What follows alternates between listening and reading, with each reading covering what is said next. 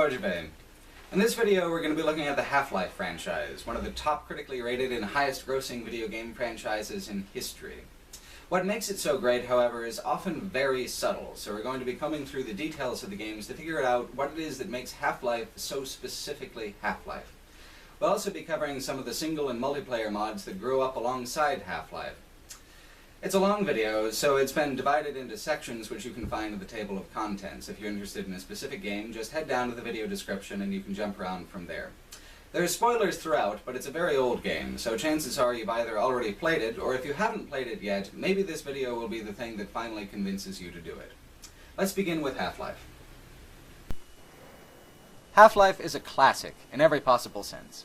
It's won a whopping 50 Game of the Year awards, every one of them deserved. Deserved because this throwback from 1998 tells a first-person action story more viscerally and competently than many shooters being released now, a whole 15 years later. From top to bottom, Half-Life is a monumental tribute to the value of games as an entertainment medium unto themselves, capable of relating wholly different experiences than books or filmed media. Its confidence and success helped launch 3D gaming as a whole, helped make it respectable and profitable. In contrast to most other shooters around the time of its release, Half-Life is told in a very naturalistic way. No cutscenes, each level connected to the previous in one long, continuous journey through realistic and realistically proportioned environments. And it's that naturalism that made it so classic. Immersion in Half-Life, even so many years later, is effortless and total. Ultimately, the game's design is so thoroughly excellent that the game even transcends how tremendously dated its graphics have become. Let's dig into what won the game so much praise, not just from critics, but from the gaming community at large. Much of what's charismatic about Half-Life is built on the foundation of the game's opening levels, a slow ratcheting of apprehension and dread that invariably sticks with anyone who's played the game. Half-Life is structured like old-school science fiction, modernizing one of the best tropes of 50s sci-fi, the experiment gone wrong. Like Mesa, the massive facility you're introduced to on the lengthy tram ride to the Sector C test labs, is a contemporary version of the kind of big government secret labs you'd see in those stories. It's a Los Alamos for the 90s. And that's how it hooks you. The game begins as just another day on the job for Gordon Freeman, mild-mannered lab assistant to the government's biggest, boldest scientific pursuits. You're running late, the security staff's having minor problems, the lab equipment seems like it's working slightly above capacity. Little things slowly bring the tensions to a boil as you don your hazardous environment suit and head into the test chamber. All the signs, all the wonderfully and brilliantly placed signs, point to something going catastrophically wrong. But it's up to you to push the sample into the apparatus. This was a first in science fiction media. Many, many times you'd see other characters push too hard into the frontiers of the unknown, but this game was the first time ever in full 3D from a first-person perspective that you got to be that scientist. You, not some nuanced other, just you get to perform the experiment that dooms us all. The change in perspective makes the whole cliché feel incredibly fresh again, especially paired with Black Mesa's realistic design aesthetic, with its focus on industrial detail and architectural cohesion. You know exactly what it means when you step into the test chamber, but the inevitable catastrophe is still wildly vibrant and exciting. Other games might have opted for a cutscene, taking you out of Gordon's shoes and shown him doing it, rather than letting the player, and the temptation to do that, to control the camera angles and present it just the way you as the developer want to present it to the player, must have been there quite strongly. Valve didn't do that. They figure the player would feel more connected with a Gordon that could not react, but whose perspective you never left, than with a Gordon with a voice and a script. And oddly enough, they were right. A player wears Gordon like Gordon wears glasses. They're just transparent lenses at the end of your nose. And so the story of Half-Life is really the story of the player. The game from this point on continues in the vein of classic disaster sci-fi, but with a methodical pacing different than either books or movies could have presented. You experience Half-Life on foot, mostly, one room after another, after another, after another. In a book or movie, this would be a pacing disaster. You'd have to shave off everything that isn't genuinely notable or relevant. But since Half-Life is a game, you can fill the game with game concerns, like puzzles or things to shoot, and therefore you can utilize an entirely different pacing structure, where the emphasis is on the journey through the environment, on the slow odyssey from Sector C to the Lambda facility. From a narrative perspective, it's pretty thin. Are you alive? Excellent. Get from point A to point B, they'll know more. But each area you pass through has unique and wonderful challenges, and by the time you arrive at the Lambda facility, you'll understand the scope and the stakes of the disaster, as well as gain a genuine understanding and appreciation for the Black Mesa facility, what it was, how it was, the extent of its inscrutable hugeness. all of it delivered one footstep after another. At the time, most games had levels that were clearly marked as levels, distinct from one another, and while that school of level design has a lot of advantages, like you'd see in Duke Nukem 3D, it's bad at maintaining a consistent mood. By chucking it, the flow of play has a much greater thematic weight. Immersion of the game is made much deeper as well, knowing that you've been personally responsible for every solitary step of the journey so far. The way Valve handled it feels so effortless that it influenced game design permanently. Looking forward towards the kind of cinematic play that would become more and more in vogue as the audience for gaming at large widened. Another part of Half-Life's success is that, as forward-thinking as it is, it contains many older modes of gameplay, like platforming. While the modern response to these elements is almost universally, who are you trying to fucking kid with these goddamn jumping puzzles, their inclusion was more familiar and more welcome back in '98. Gamers at the time would have expected to see some kind of jumping sequence, there in most other shooters of the time, but never before had they been presented so subtly. Half-Life's arguably annoying jumping puzzles are still commendable for the way they blend seamlessly with the environment, the solutions to them both reasonable and difficult. And as awkward as the crouch-jump mechanic is, it serves as a further push towards realism. They're making you mimic the actual movement with your keyboard, not just assuming you crouch to get inside small spaces. In this way, being Gordon Freeman is sometimes a bit onerous, but in a way that makes you feel more connected to the game world in spite of the annoyance. The game has plenty of regular puzzles as well, again, almost universally dependent on careful study of the environment to complete. The puzzles are pretty quick, most taking a couple minutes or less, and they further contribute to the game's outrageously good pacing by breaking up the combat at just the moments when the player needs a break the most, and forcing you to slow down and look at where you are from a different perspective. Your goal is simple and surprisingly compelling. Keep moving forward. So all the puzzles have an implied solution of reaching whatever area is not familiar to you yet. Then it's just a matter of figuring out the specific steps to make that happen. And the game has an overwhelming variety of puzzles that it throws at you, so there's a lot to be said for those specific steps. Most modern shooters would never emphasize platforming the way that Half-Life does. Even its sequel would shift the emphasis from movement puzzles to physics puzzles, but that's part of the original game's charm. Surviving Black Mesa requires a lot more clever agility than other games. It requires a hell of a lot of bullets, too, and here's where Half-Life's most charming absurdity comes into play. You, Gordon Freeman, MIT graduate and lab assistant, are about to outgun platoons of special ops soldiers and the first wave of an alien invasion. You have no special experience, besides running an obstacle course and training level, that should let a physicist shoot his way out of an armed confrontation between dimensions. Half-Life isn't about to let that stop you from doing it, though, and this essential leap of faith is so totally, patently ridiculous that it seems hard to swallow. Except that the rest of the game plays it so straight, using often very subtle audio and visual cues to draw you into the world of Black Mesa, that before too long it doesn't sound wholly unreasonable for a man of science to be a man of action as well. And the action is actually rather difficult, especially on its higher settings, and your vulnerability to danger makes the rogue physicist angle seem a little more reasonable. It's not like you get through the game unscathed. Chances are, unless you're playing on easy, that you'll die quite a few times, but games let you go back and try again. Freeman might die a dozen times, but those dozen deaths make the player's eventual triumph seem that much more sensible. Half-Life is about the player's craftiness, the player's skills. When the artifice of the game shows through, like with dying and reloading, it actually only serves to decrease the distance between the player and the experience. It is preposterous that Freeman would have ever survived, and he wouldn't have if you hadn't have been playing him.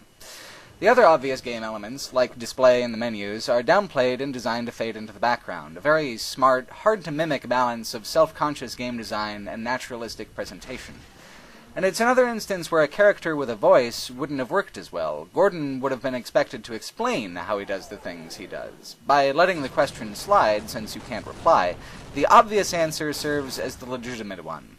Player 1 made him do it. And don't doubt for a second that Gordon's struggle for survival is an endlessly uphill battle.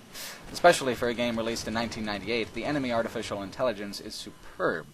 As the game progresses and the stakes get higher, you'll have epic confrontations between the aliens, the military, and yourself, and the invaders from another dimension even have their own ecology. Many of the interloping creatures are just that, simple creatures, and they'll even fight with each other as animals do. The human enemies work together to outflank and outgun you, flushing you out of cover and coming at you from multiple angles. It takes work to outsmart Half-Life's enemies, even 15 years later. And the enemies are quite memorable, less for their visual design, which is still generally very good, and more for their sound design. Each variety of enemy has certain characteristic sounds they'll make, from the highly stylized radio chatter of the soldiers to the hoarse chattering of the Vortigons. You'll hear them before you see them, and knowing there's an enemy nearby but out of sight contributes a lot to the tense feeling you'll have throughout the game. When you finally do confront them, the challenge with combat is as natural feeling as the rest of the game. The enemies are tough, but the number of bullets you've got to fill them with before they go down seems about right. And an early use of blood splatter helps make the combat feel messy and savage, the sound effects for the weapons lending to the sensation of heavy, deliberate brutality set against a backdrop of high scientific intentions. It's balanced exactly right. I can't stress how remarkable it is that a game so thoroughly modern could come into being, seemingly out of the blue, so early in gaming's history. In the beginning, when the experiment goes wrong, you're given a brief peek at the dimension that you're suddenly faced with an invasion from, Zen. When at long last, after enormous hardship and innumerable setbacks, you finally reach the Lambda facility, you're given a chance to journey up through the enormous reactor powering the facility's portal technology and then use that technology to go take the fight directly to the enemy. It seems like the climax of the game when you reach the portal, but it's actually only about 3/4 of the way through. The last quarter takes place entirely in the alien dimension, and it is more deliberately alien and strange than almost anything attempted since.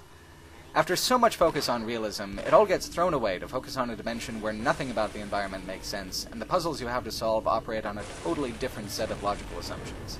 It's stunning to see how the design expectations that the game spends so much time and effort training the player to look for are so easily repurposed to underline how weird and foreign a place it is that you've come to for the very end of the game.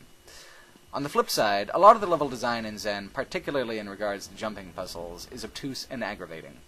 The difficulty spike is deliberate and effective at its intended purpose, but it also saps much of the fun from these last few hours of play.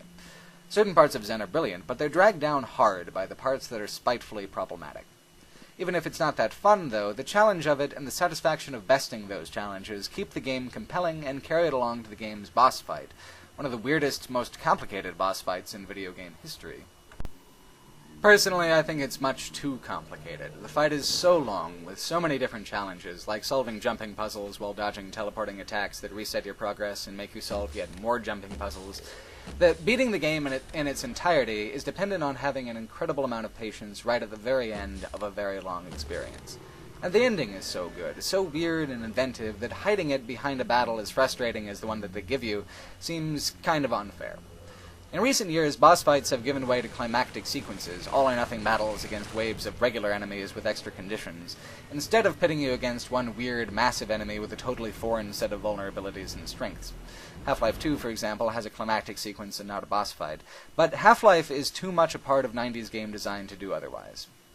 When the boss fight is finally over, Freeman is transported to a face-to-face meeting with one of the game's best mysteries, the Government Man, glimpsed only briefly but frequently throughout the game, a man seemingly responsible for setting up the disaster and seeing the destruction through. The minute he opens his mouth, though, it's clear that he's probably no man at all, and everything that's happened has happened according to his plans. But he's just an in-between for even more mysterious interdimensional forces, and he wants you to work for him. You're given a choice, sort of. You can accept the job offer and be put on ice indefinitely until called on again, or you can defy the G-Man and suffer the consequences. It's fantastic that the game preserves player choice right up through the end, even if a sequel is only really possible if you accept the G-Man's offer.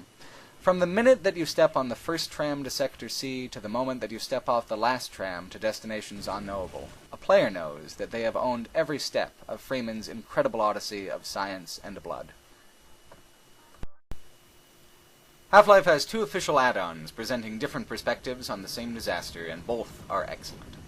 The first, Opposing Force, puts the player in the boots of one of the soldiers responding to the incident, and while the core game portrayed them as invariably remorseless killers and thugs, Opposing Force pulls off the remarkable feat of making the brutality of the military response comprehensible, even vaguely sympathetic, as you find yourself in a situation more hostile and intractable than anything you could have reasonably been expected to face. Up 4 kicks this off by taking cue from the movie Predator, starting not with a tram ride, but with the crass and playful banter of a squad being airlifted to a mission that, by all accounts, will be a total non-emergency. No one knows anything about the situation on the ground, and expectations are low. Just as you're about to be briefed, your Osprey is shot down by forces from another dimension. Most of your squad is dead, the rest are scattered, information is scarce, survival does not look likely. The brass says that the scientists are to blame, and in the soldiers' anger over being thrust into an unwinnable confrontation, the decision is made that the scientists will pay. This shift into a new angle on the confrontation is handled incredibly well, and a different developer, Gearbox, was responsible for the level design, which is very close to the spirit of the core game, but just different enough to feel fresh. Subtle touches, like the recoloring of the player display, further reinforce the feeling of playing the same situation in a totally new way. The changes go far beyond the aesthetic detail, however. Opposing Force is a true expansion pack, adding whole new categories of weapons and enemies and providing a campaign about 2/3 the length of Half-Life. In the age of DLC, that seems like a tremendous amount of content, but the best thing about expansion packs is that they had to be big enough to sell on the retail market, on store shelves, usually for about between $20 and $40.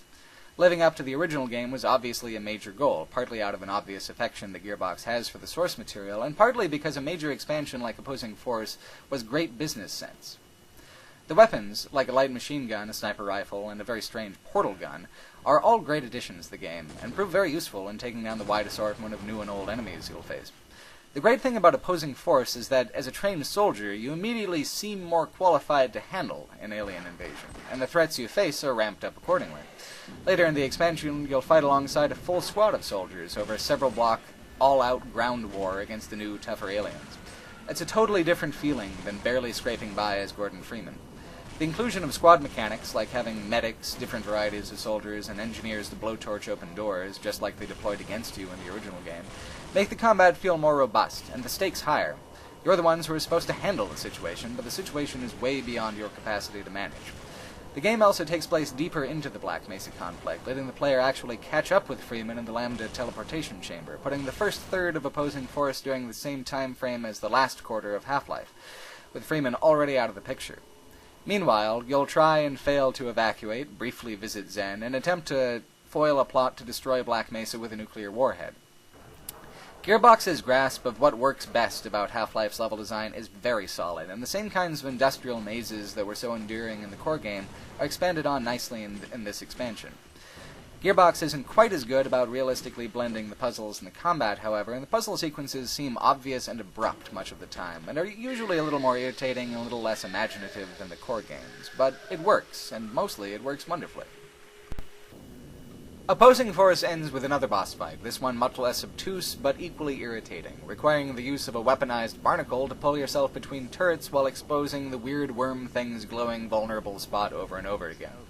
It's a setup for a boss fight so obvious and so influenced by arcade boss fights that it breaks the naturalistic tone that Half-Life games need to survive.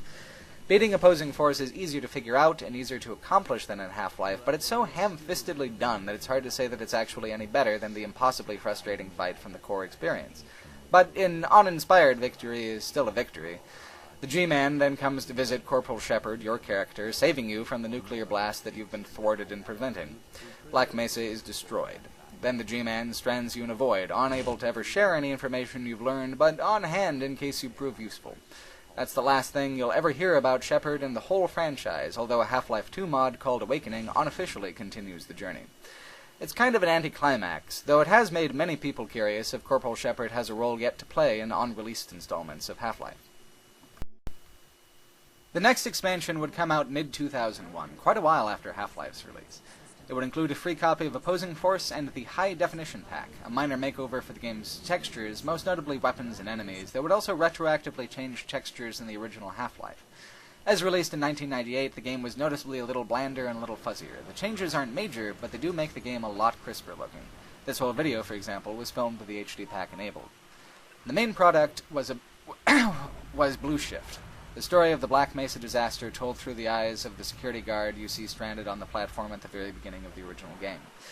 Blue Shift's development was a little screwy, though. It started out as an exclusive series of levels for an aborted port of the game to Sega Dreamcast, retooled and then expanded when the port fell flat. The result was an expansion about half as long as Opposing Force, with none of the new aliens and weapons, even reducing your weapon selection down from what's available in the original game. And this is something you would have paid $40 for. The inherent lack of content for the money made most critics of the time inclined to rip Blue Shift a new one, and drove down its critical score.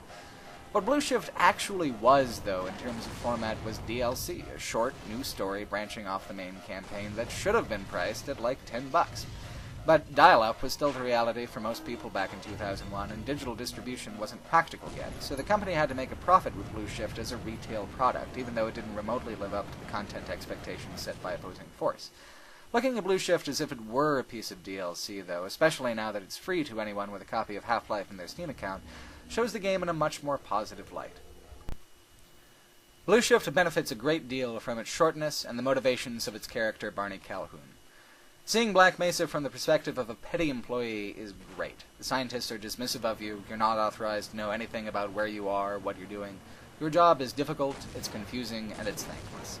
As Barney, you get to see Black Mesa from the bottom of the pecking order. Freeman is a savior figure. Everyone pins their hopes on his success. Shepard is a professional soldier. Calhoun is just trying to collect his goddamn hourly pay, and that is exactly the right approach for a final return to the setting. As the game progresses, you're not trying to save the base or save the world. You're trying to get out and save yourself. The level design is classic Half-Life, absolutely on par with the core game, although some sections, like the coolant barrel puzzle, stand out as being noticeably poorer in quality than previous installments. Blue Shift moves at a very fast pace, however, and that's its saving grace. Even if one section disappoints, you'll be moving on to the next before you know it. Blue Shift also features the first time you'll consistently interact with another character, rescuing Dr. Rosenthal from the train yard and then helping him reactivate a very early teleporter prototype that could potentially get you all off base. I'm a sucker for antiqued science fiction apparatus, so I was pretty sold from the get-go, but even if the flavor of the story isn't to your liking, the gameplay is honed to a very sharp edge, providing a tremendous amount of fun. Even the Zen segments of Blue Shift are actually fun to play. Opposing Force only had a very brief Zen sequence. In Blue Shift, you get a much larger one, including a fantastic battle while you try to calibrate and defend a portal relay for the old equipment. Blue Shift also eschews a boss fight entirely, instead giving you a climactic defense sequence as you and Dr. Rosenthal's cadre of scientists escape. And escape you do. Blue Shift has an actual happy ending, where, after an anxious portal malfunction, you get to escape the facility with the scientists in the regular manner, leaving by SUV from a remote part of the base well before the nuclear blast at the end of Opposing Force. It's a fond farewell to the official stories about the Black Mesa incident. But the Half-Life experience is more extensive than the official titles. Alongside the game itself, Half-Life was distributed with all the tools that the modding community needed to craft the Half-Life engine into whatever the independent programmer had envisioned. At first, this led to a proliferation of amazing multiplayer mods that expanded the standard offerings into highly specialized, distinct game experiences. The most popular and enduring of these would be Counter-Strike, a game focused primarily on reaction speed and map knowledge. Competitive CS matches would become incredibly popular in the emerging esports movement, and there was actual money to be made by top players before too long. Team Fortress Classic, a Half-Life update of a very popular Quake mod, was both a fan favorite and a triumph of clever multiplayer design. TFC is more complicated than Counter-Strike by far, letting players choose between classes with different weapons and statistics who function collaboratively with one another in a variety of red team versus blue team conflicts, like capture the flag or point control. Map knowledge is important for TFC, but not as important as understanding how to properly play the different classes. The result is a game of freewheeling chaos channeled into tactical confrontations. Some of my favorite memories of multiplayer gaming are from TFC's heyday. Playing a match between two teams who really knew what they were doing was a thrill that single-player gaming sometimes struggles to match, seeing as it comes entirely from emergent situations with random factors.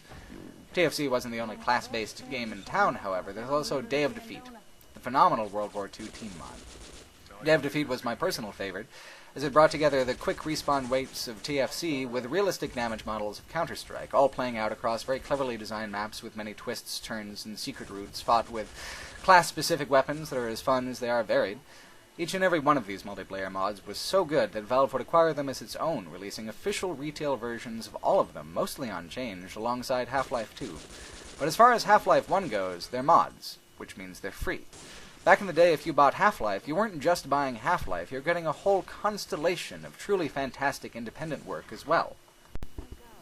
Some of Half-Life single-player mods are every bit as competent and extensive as the Opposing Force expansion, and I'd like to highlight one that I think really stands out as deserving special attention before discussion turns to Half-Life 2. That mod is They Hunger, Neil Mankey's zombie masterpiece, a total conversion mod that replaces almost every resource in the game with custom game resources. Half-Life used horror elements throughout its campaign, but They Hunger would take those elements, crank them to 11, and give the player an experience totally different than Half-Life, but similar in the rhythm of combat and puzzles, as well as the deliberate naturalism of its environments. The hunger is notable for many reasons, but map design is the biggest. It relies on a blend of indoor and large outdoor areas, even more than Half-Life, sending you on an extremely long overland journey through woods, swamps, and train routes, all overflowing with the living dead. The mod's other great strength is atmosphere. The Half-Life engine is not that great with lighting and shadow, but They Hunger takes it to the limit one more time, crafting environments that are genuinely creepy and strange, but grounded in a realistic design aesthetic. It's particularly noticeable in the portions of the mod while you're in town. This mod has everything. Fun voice acting, great custom sound effects and textures, fantastic zombies, challenging and eerie environments. It's even got vehicle portions. It is a triumph, flat out. The mod was developed by Mankey's small independent studio, Black Widow Games, as a promotion for PC Gamer. Back then, this kind of independent work was simple enough that small teams with limited resources could produce works of surprising length and competency, and print magazines, like PC Gamer, had the cash to throw at projects like this. Most people, myself included, discovered They Hunger through the demo CDs that came with PC Gamer back in those days. Mankey's other Half-Life mod, USS Darkstar, is also pretty great, but They Hunger provides the best complement to the official games, and best highlights what's so wonderful about this era of modding. And I feel like it stands on its own besides. If you've got a thirst for zombie survival that only Half-Life can quench, They Hunger is your mod. I've provided links to download this and other great Half-Life mods in the video description. They work fine with newer versions of Steam and Windows 7, although you might have to Google out a few minor problems to get them going. Also, don't be alarmed if the main game menu still looks like the original Half-Life menu when you get there. The content will be different when you start a new game. The first Half-Life was an essentially perfect game on its release. So how do you top it for a sequel? Valve was great in the way that they actually critically examined the first game to figure out what was missing, and there were three principal things that were missing that Valve went out of their way to build up to make Half-Life 2 an even better game than the first.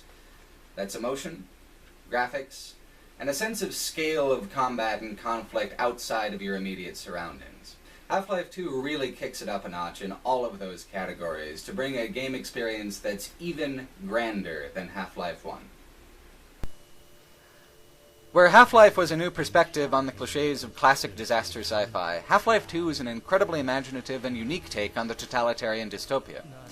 As the game opens, it's been an indeterminate number of years since Black Mesa, but enough years for the world as you know it to have been completely destroyed. Tearing down the borders between worlds is something that attracts attention, apparently, and in the aftermath of Black Mesa, a multi-dimensional empire called the Combine has invaded Earth, accepting the whole planet's surrender in just 7 hours. Combine control is total, and a suppression field of some sort prevents childbirth. The sad, downtrodden remnants of humanity you see will be the last generation ever. A huge alien structure, the Citadel, looms hundreds of stories above City-17, Half-Life 2's setting, a non-specific metropolis somewhere in Eastern Europe.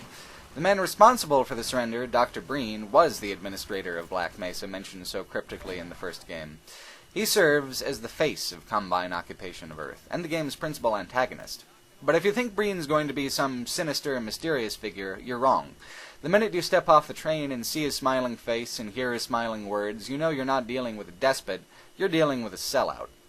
It's indicative of the whole new approach to story and scriptwriting Half-Life 2 would revolve around. A deeply human, fallible, strongly characterized cast of scientists, soldiers, monsters, and the oppressed. Emotion was the biggest thing missing from Half-Life, and Valve goes out of their way to make sure that every major character was distinct, memorable, and motivated by real human concerns. What's especially fun about it is that they use many of the same voice actors, giving a wonderful feeling of continuity despite the massive shift in narrative approach.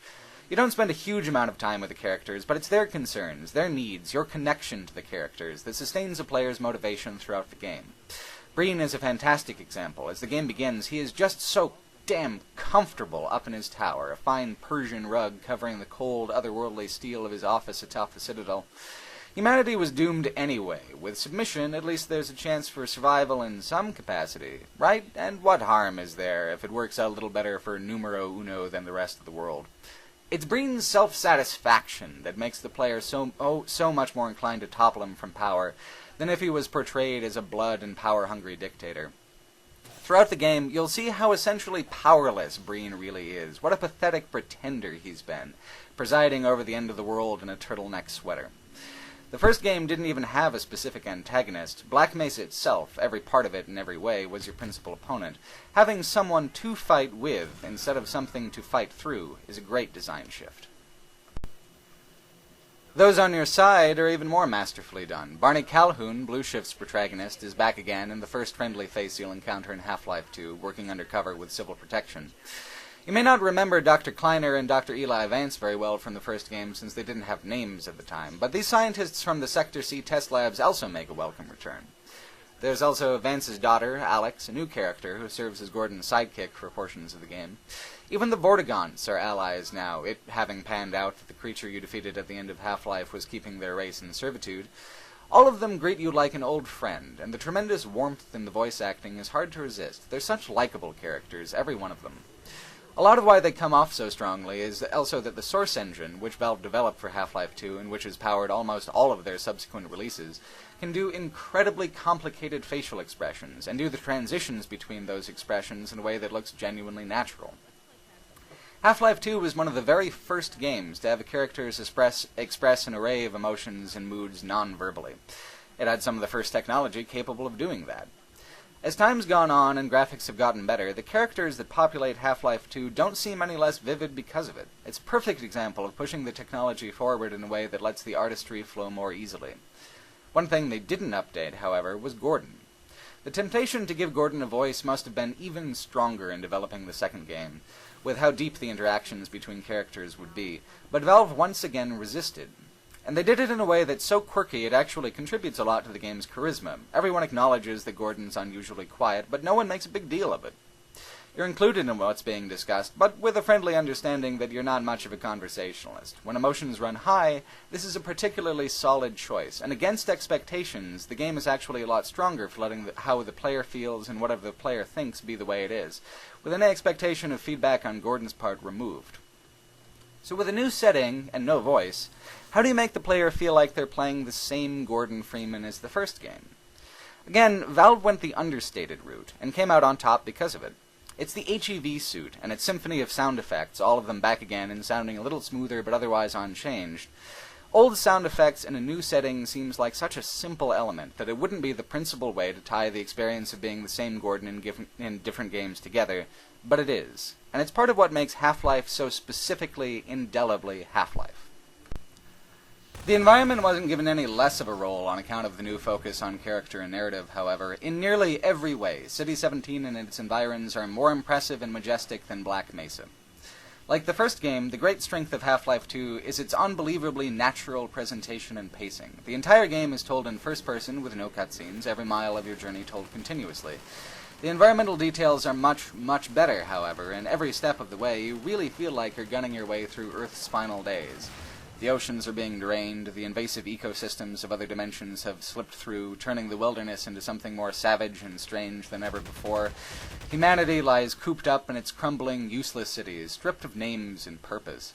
The combination of realistic, totally deadpan presentation and these amazing fantastical elements result in an experience that's impossibly immersive, much more so than even the first game. Picking your way through the city still requires some good old-fashioned jumping puzzle acumen, but most of the environmental puzzles are now geared to be solved using the game's realistic physics engine, like weighing down one end of the board so that it stays at the correct angle while you jump off it. It blends in so much more naturally with the environment and with the rhythm of play than the original's platforming focus.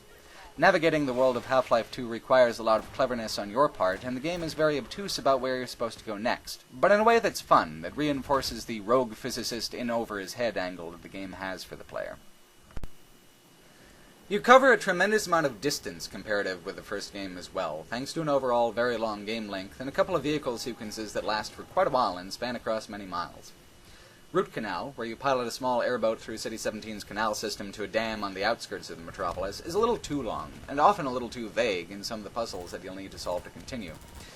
On later playthroughs, when you're already familiar with the route, it's a lot more fun, but the first time through, Root Canal is a real drag on the early game's pacing.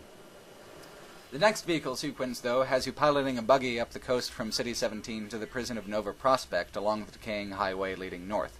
This sequence, Highway 17, is by contrast one of the best in the entire game, pitting you against great exploration challenges, tremendously fun set-piece battles in small towns, and amazing artistic direction. There's not a single flavor of Half-Life 2's gameplay you won't sample during Highway 17, and the sheer length of the journey makes reaching the prison unexpectedly rewarding. Highway 17 also highlights just how many modes of gameplay Valve included over the course of the campaign. Puzzles, platforming, stunt driving, area defense, stronghold assault, survival horror, optional exploration. It's all in there. Many game designers choose a handful of those elements to focus on and get exactly so. But Valve breaks out small, area-appropriate versions of all of them, not trying to perfect them, but using them as tools to make sure that the game never feels repetitious. And they get pretty close to perfect much of the time. Half-Life 2 is remarkable in how it continually shifts from one mode of play into another, in a way that never feels obvious and always feels welcome. The prison sequence ends with a daring escape into a Combine portal, hoping to end up in the lab from towards the beginning of the game.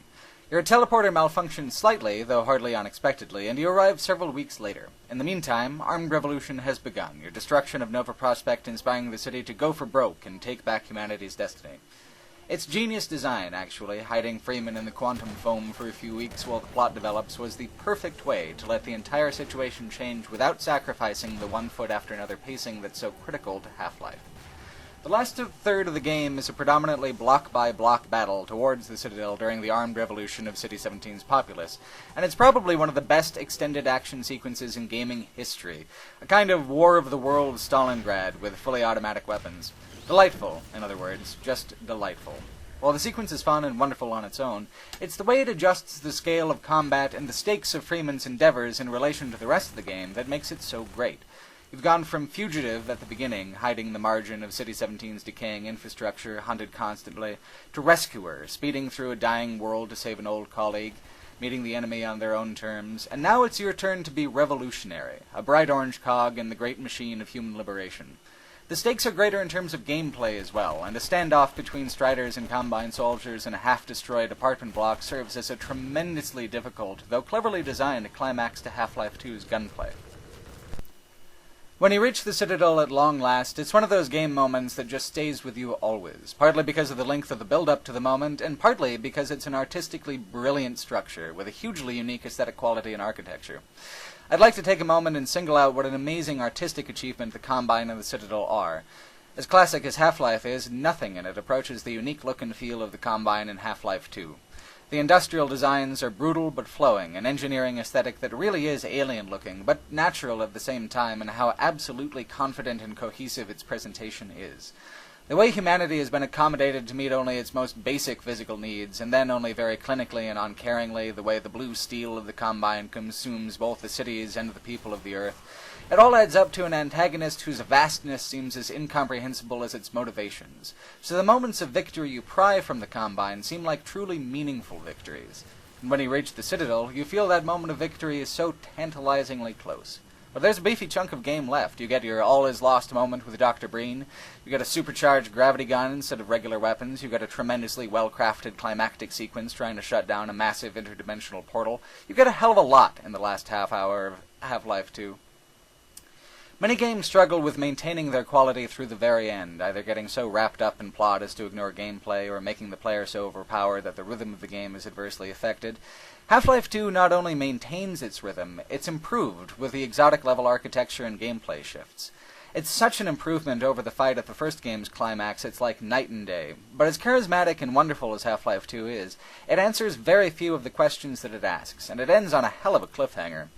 You've inadvertently done exactly what the G-Man wanted once again, and now he's pulling you for a new job while leaving Alex to die in the portal explosion you've caused. Cliffhangers are a dicey proposition for most games, usually, since they rely entirely on how invested the player is in the experience for their success.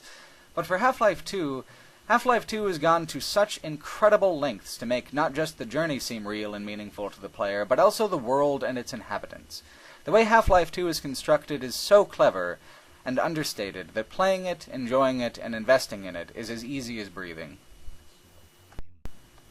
Valve knew people wouldn't want to wait very long for resolution, so instead of Half-Life 3 of equal length to earlier games, they planned to release 3 episodic expansion packs directly continuing Gordon's story, instead of telling the same story from different perspectives like Half-Life 1's expansions. Only 2 of those episodes would actually come out, but both would be of the same tremendous production value as the main game, especially the second episode. Episode 1 updates the source engine a bit, and while the game looks crisper, there's very little in Episode 1 that's actually new. It's mostly just refined, beefy versions of the kind of encounters you've had throughout the duration of Half-Life 2. Episode 1 is a little like Blue Shift in this way. It's more of the same, and it was released as a standalone retail product while being very short. Episode 1 does have certain important shifts in gameplay focus, however, that make the experience distinct from other Half-Life titles. The guiding principle of Episode 1 is that the core Half-Life 2 experience was epic in scope, but not as personal as it could have been. So Episode 1 gives you Alex as a sidekick throughout almost its entire length, letting her offer the kind of emotional interpretation of the events and reaction to the setting that Gordon, as a silent protagonist whose face you never see, cannot. In an early scene, where you and Alex are involved in a train crash, this is especially obvious. The Stalkers, people modified into machines by the Combine as punishment, were strange but not terrifying in the core game. But seeing Alex be so badly shaken by one of them really drives home how truly horrifying the creatures are and how evil the Combine is. Games struggle with implementing believable and fun sidekick characters, but in Episode 1, Valve has crafted Alex to be engaging both as gameplay device and as an emotional tether to the game world. It's unexpectedly well handled. Regarding plot, Valve backpedals out of the cliffhanger by having the Vortigaunts intervene on Freeman's behalf, keeping the G-Man at bay as they whisk you and Alex to the bottom of the Citadel before the portal explosion you caused at the end of Half-Life 2 kills you. But the explosion has left the Citadel unstable. If you don't go back inside and calm down the terrible maelstrom of theoretical physics brewing inside, you and everyone else still trying to evacuate City-17 is dead. This kicks off what seems like the biggest theme of the Half-Life 2 episodes: unforeseen consequences. The blow you struck against the Combine was heroic and necessary, but you've endangered so many by it. Episode 1 is much more insistent about the morally gray quality of Freeman's journey. How the domino effect when you topple something as tremendous as the Citadel is far from straightforward. After restabilizing, your goal for the rest of Episode 1 is simple: escape City-17 with a mysterious data packet. You'll experience this fight-for-flight underground, block by block alongside the Revolution, inside an infested hospital, and finally in a protective role as you help refugees evacuate at a train station. The pacing of the encounters is great, and although you spend a lot of time underground and moving through dark apartments, it still feels sharp and fun. Some sequences, like the pitched battle in the hospital between overwhelmed Combine soldiers and an endless horde of zombies, have a sense of savage chaos to them that tops even the core game. Finally, after arriving at the train station and evacuating a group of refugees, including Barney Calhoun, you'll face Episode 1's modern interpretation of a boss battle against a single Strider. That doesn't sound complicated or exciting, you've faced Striders before, but the battle relies on an incredibly clever use of the train yard itself as an arena, and a scarcity of explosives to keep up the tension, and it works just like they intended. You get the triumphant experience of a more obvious boss battle without the cloying artifice of it. Episode 1's climax feels both natural and hard-won. Then, you and Alex board the last train out of City-17, just as the Citadel begins to collapse. The Advisors, the true power overseeing Earth's domination, flee like rats from a ship, and it becomes clear, as the blast's otherworldly shockwave advances toward your speeding train, that you are in for another goddamn cliffhanger. It took from late 2004 to mid-2006 for Episode 1 to come out. Episode 2 would not be released until late 2007. When it was finally released, however, Episode 2 blew Episode 1 out of the water completely, drawing on pacing and design elements pioneered during the Ravenholm and Highway 17 chapters of the core game, and then elaborating on those elements heavily, introducing new areas and new gameplay concerns that fit in perfectly with the series' aesthetics and style of presentation. It also features an even further upgraded version of the source engine, now capable of rendering structural collapse in incredible and realistic detail. That's a useful thing for Episode 2, which revolves around a wild, wonderful sojourn from the outskirts of what used to be City-17 to the White Forest Missile Facility, where Dr. Vance, Dr. Kleiner, and the rest of the cast that had been absent in Episode 1 have been holed up. Where Episode 1 didn't have much more ambition than to offer a new, sharper version of the Half-Life 2 experience, Episode 2 is decidedly committed to making the experience richer and grander. It does this, in typical Half-Life fashion, from several directions at once. First is that Episode 2 tries very hard to make the player's emotional investment in the series deeper, in a few respects, like by playing up Alex's vulnerability and mortality in a way that hadn't been strongly represented in the series so far, and also by expanding the cast of secondary characters with the introduction of Dr. Magnuson, who fills the jackass vacancy left by Dr. Breen when you blew him up. Magnuson acts as a kind of foil for the kindness and warmth of the other scientists. Magnuson is an intolerable windbag who hinders your progress repeatedly and has no patience for everyone constantly patting Gordon on the back. It's a little awkward to have an important character suddenly appear out of nowhere like he does, but his presence in the ensemble rounds it out perfectly. His pomposity has a lot of comedic value on its own, but his unfriendliness makes the rest of the cast seem much more alive and real with a contrasting personality around. Regarding Alex, after spending a short period at the beginning of the expansion traveling together, she's mortally wounded by a new type of combine threat, the Hunter.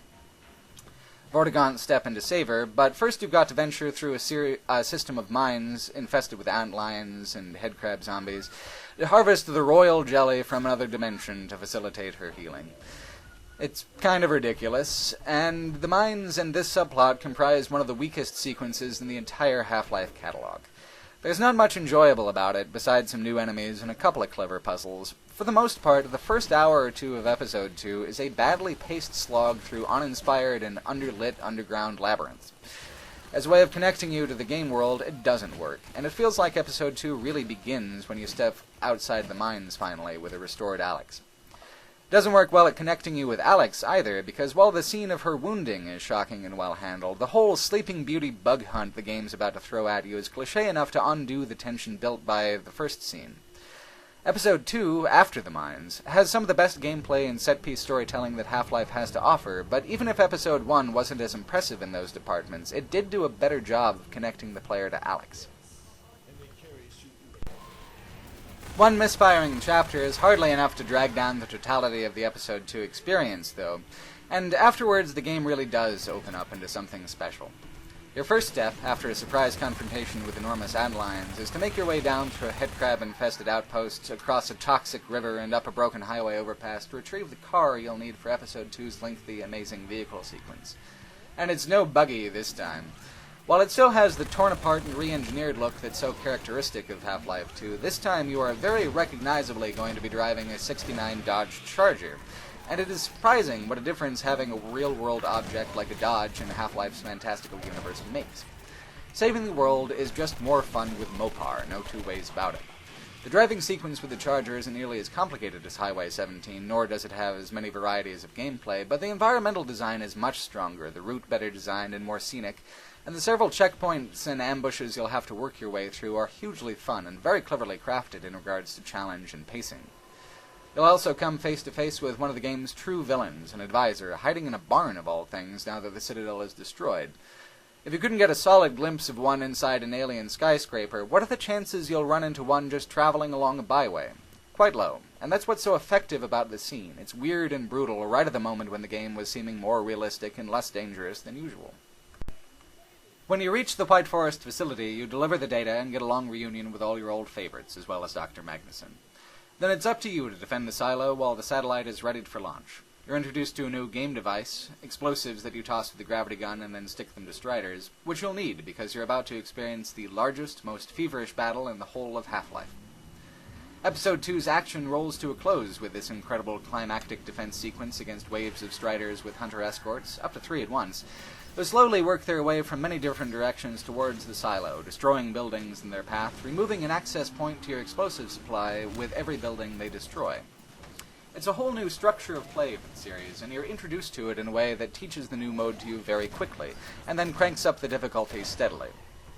For a very long, large-scale action sequence, the pacing is ridiculously good, and the payoff profoundly satisfying. It's a great climax. But it's only the climax of gameplay, not the game. Episode 2 continues for a bit more to allow you to personally launch the satellite and destroy the newly forming Combine portal far above what remains of the Citadel. Then you, Alex, and Dr. Vance head off to the helicopter that will shuttle you to Episode 3. The player's comfort level is at an all-time high at this point, so it's the perfect point to slip in the death of a major character for maximum emotional impact, and Valve isn't afraid to pull the trigger on it, riding in an ambush from 2 advisors who incapacitate all 3 of you and then rather brutally murder Dr. Vance. Dog, Alex's robot, saves the 2 of you, but it's too late for Dr. Vance. And that's the end of Episode 2, with Alex tearfully mourning her dead father. What's worse news is that as far as the Half-Life franchise goes, that was the last thing we ever saw of the official story. No one outside Valve quite knows exactly what happened to Episode 3. I don't think they would have chosen an ending like that if they didn't think they'd have the opportunity to continue the story relatively promptly, but it's been nearly 6 years with no concrete news, and with that in mind, the cliffhanger is hugely problematic. Chances are high that if you bought Episode 2, you bought it as part of the Orange Box, and if you did, then you do get a consolation prize. To really get the expansion selling, it was packaged with a Team Fortress 2, TFC's Source Engine update, and a short first-person puzzle game also using the Source Engine called Portal. Episode 2 was supposed to be the big deal in the Orange Box. Portal was supposed to be something you played afterwards when you were frustrated that there isn't an Episode 3. But Portal ended up being the best of the bunch, a true underdog success for a game that's built on as strange a premise as Portal is. You see, in Portal you're not a scientist anymore, you're an experiment. You're asked to solve puzzles revolving around navigating an environment with orange and blue portals, doorways whose entrances and exits you can place and then pass through at will. It's a very complicated mechanic, but Portal teaches itself to the player at a very leisurely and fun pace. The early experiments, or test chambers as Portal would have it, are built around relatively easy puzzles that can only be solved by figuring out one of the principal mechanics of using the Portal system. When the test chambers start getting really crazy, starting at about Chamber 11, you have to apply what you've been taught in increasingly complicated ways, even incorporating platforming and timing components to the puzzles, just like in the classic Half-Life experience. It's surprising how old-school Portal's overall design is, actually. Its focus on platforming, and particularly the industrial platforming in the last third of the game, connects it very strongly with the original Half-Life. The puzzles themselves are flatly genius, at first with obvious solutions that are hugely instructive in a very subtle way. There's no real guide to understanding the mechanics of the Portal system, but the game is structured to teach you piece by piece until you've got to apply your lessons in more perilous ways than you could possibly imagine.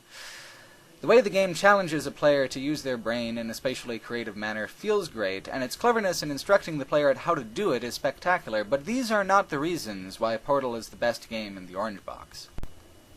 Portal is the best game because of its presentation. Portal is an ingenious dark comedy told in the margins of the puzzles, relayed through messages from the computer overseeing your tests.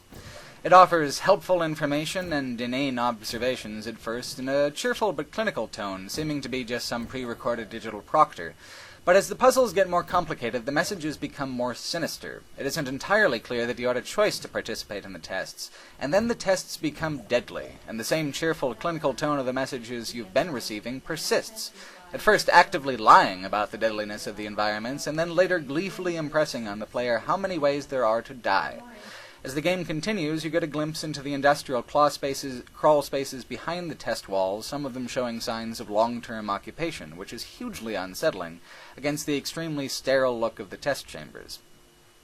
In Portal's early production, the environments weren't as severely minimalist as they are in the final version, but early game testers kept trying to use decorative objects to solve the puzzles, so they shaved out all the excess. The result only heightens the uncomfortable strangeness of the experience with its darkness. In the final test chamber, your reward is a fiery death, a little different than the cake you'd been promised, but you did have warnings about the cake's veracity.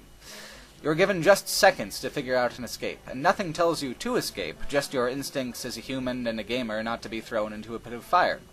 This opens up Portal's last hour of play, and it's wildly different, taking place in the spaces between test chambers and the industrial spaces and small offices, desolate corridors that look to have been abandoned for quite some time.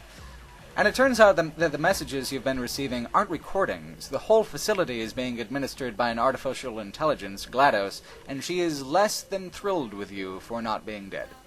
She insults, harasses, and belittles the player continuously through your escape, and your escape attempt is a mixed success. You end up right inside GLaDOS' central chamber, where you defeat the computer in a weaponless boss fight, forcing you to juggle many of the puzzle mechanics the game's taught you in an unconventional arena while missiles are being shot at you. And it's wonderful. It's a boss fight, classically and totally, but it's constructed like the puzzles you've spent Portal's entire duration learning. Like the rest of Portal, this last sequence is a fantastically original take on very old-school game design. Then, escape. Or not. Originally, it was left open-ended whether your escape was a true success, but when Portal 2 was in development, a patch retconned Portal's ending to have the player hauled back out inside the labs at the end. This video won't be discussing Portal 2 since it's a whole game in its own right, but at a short 3 to 4 hours in length, with a minimalist approach to visual design and a new perspective on old Half-Life tropes, the first Portal plays more like an incredibly professional mod than a standalone product. Team Fortress 2 is the last product in the orange box, and in the beginning it was like a cartoonish, high-definition version of Team Fortress Classic. All the maps and classes are essentially unchanged, but the art style was made much more highly stylized, and a clean, cartoonish, brightly colored aesthetic of visual design came to characterize the game.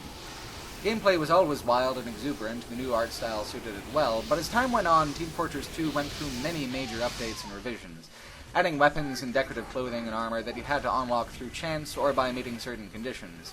Over time, TF2 would become less and less accessible to casual and new players because of these layers of rewards for players who invest huge quantities of time playing it. For those players, it's wonderful. They get gameplay that rewards their dedication and a player pool that self-selects for a high level of skill. But it's pretty brutal to the inexperienced or the insober.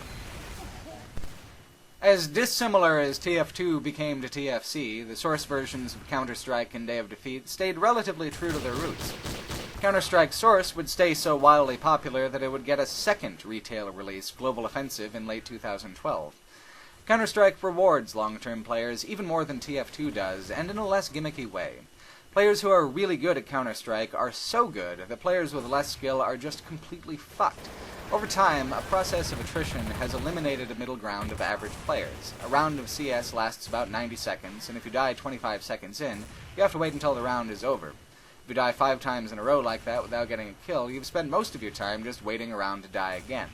It's alienating, and so CS matches are only truly played between the experienced. The others are just those who haven't yet lost patience. Day of Defeat Source is still friendlier to the average players than both Team Fortress or Counter-Strike, but it wouldn't be nearly as enduringly popular. The Source version of Day of Defeat looks wonderful, and it's a hell of a lot of fun to play, but there's nothing new about it. It's a prettier version of the original mod, and no attempt was ever made to keep it relevant, like with updates or new retail versions, so it just eventually faded away. The Source generation of Half-Life development yielded one more multiplayer classic, one that would make up for the vacancy of zombie content left by They Hunger. The new game, Left 4 Dead, would center around a cooperative struggle for survival as 4 players make a long, continuous journey, in classic Half-Life style, through a chapter and fend off literally hundreds of computer-controlled zombies. It's the player versus computer battle that the series always needed in its multiplayer. Half-Life had a mod that allowed cooperative play, but nothing on par with the refined zombie epic of Left 4 Dead. Each of the 4 player characters has a distinct personality, and the game design is very clever with how it encourages cooperation and trust-based play, a wonderful change of pace from the competitive challenges of other Source multiplayer titles, though Left 4 Dead does have competitive multiplayer modes as well. Environmental design and map layout are the real standouts of Left 4 Dead, so much so that when it received a retail sequel, the original maps would be ported over to the newer version. Even if there wouldn't be a Source version of They Hunger, Half-Life 2 has its share of amazing single-player mods as well, one of which was so good that Valve hired the man behind it to work on the next installment of Half-Life. That mod is MINERVA Metastasis, and while it mostly only uses game resources and art from the core Half-Life 2 experience, it's very easy to see why Adam Foster, Minerva's creator, got a job offer out of it. Foster's contention as a game designer is that Half-Life 2's level design was too driven by gameplay concerns, further contending that making the player conform to the map architecture's demands provides a more meaningful and memorable experience than making the map architecture conform to the player's demands. The result is an experience that does feel overall more realistic and denser than Half-Life 2, and that's a true feat. MINERVA was made to complement the main Half-Life experience in plot, design, and pacing, and it's a genuine testament to Foster's creativity and vision that he does so. This one-man show presents a side of Half-Life that's a little darker and a little more challenging, but it's done with every bit as much competency as an official release. It's a little short, around 2 hours, but it's so tightly packed and so satisfying to play that it feels like a much bigger experience. Half-Life maps have always had a certain amount of filler content. MINERVA has almost none. Nearly every inch of every map is utilized.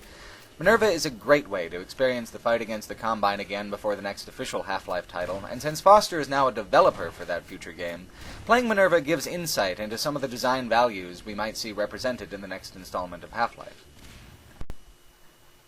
Finally, I want to briefly discuss the high-definition fan remake of the original Half-Life, the mod Black Mesa.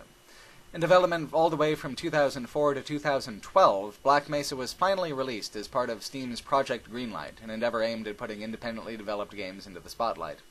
Black Mesa is a true remake, featuring a new soundtrack, new and well-performed voice acting, and minor alterations to the environment, making them a little larger and a little more detailed to take advantage of the Source Engine's capacity to display so much more detail than Half-Life's first generation.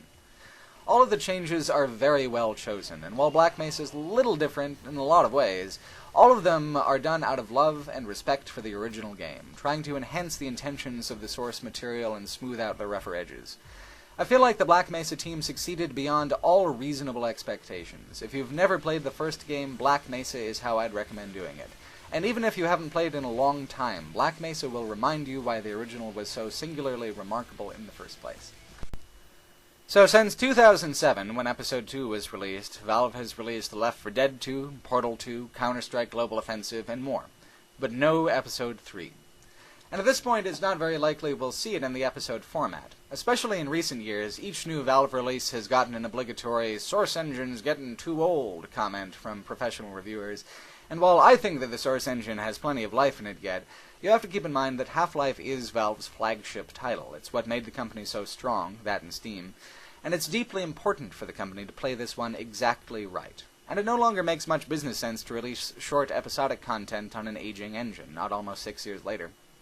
Gabe Newell, Valve's big man on campus, has been generally as tight-lipped as Half-Life 3 is the rest of Valve, but a while back he got a rare opportunity to discuss it, thanks to a cleverly underhanded question. Someone asked him when Ricochet 2 was coming out. Ricochet was another Half-Life 1 mod acquired by Valve, but it was a total flop. There's no way there would ever be a Ricochet 2. But Newell answered the question, and he answered it like this, quote, "In terms of Ricochet 2, we always have this problem that when we talk about things too far in advance, we end up changing our minds as we're going through and developing stuff. So, as we're thinking through the giant story arc which is Ricochet 2, you might get to a point where you're saying that something is surprising us in a positive way, and then that something is surprising us in a negative way. And, we'd like to be super transparent about the future of Ricochet 2. The problem is, we think that the twists and turns that we're going through would probably drive people more crazy than just being silent about it, until we can be very crisp about what's happening next." It's obvious that this intentionally ridiculous question gave Newell a golden opportunity to obliquely address why there's so little news on Half-Life 3. And I can really respect that reasoning. This is one of the highest-rated, top-grossing, industry-defining franchises in gaming, and they don't want to talk about it until they know for absolute certain what they're doing with it. It's unfortunate that the wait is stretched on for so long, with such a downer of a cliffhanger just sitting there collecting dust, but when Half-Life 3 is finally announced, at least we as consumers can have confidence that Valve developers have acted like the true professionals they are, and won't be yanking anyone's expectations around. It's been too long of a wait for Half-Life 3, but when that game finally does come out, I really don't think very many people will hold that against Valve. Valve is a company that is committed and making sure their products are amazing from a technical standpoint, compelling from a human standpoint, and also support the community of gamers that support them. I've waited a long time to find out what happens to Gordon Freeman, and I'm deeply curious about it. But in going back and looking at the previous games, we can at least see what directions that Valve is probably going to be taking the franchise, and in the meantime, we can experience some of the best moments gaming has ever produced. Thank you.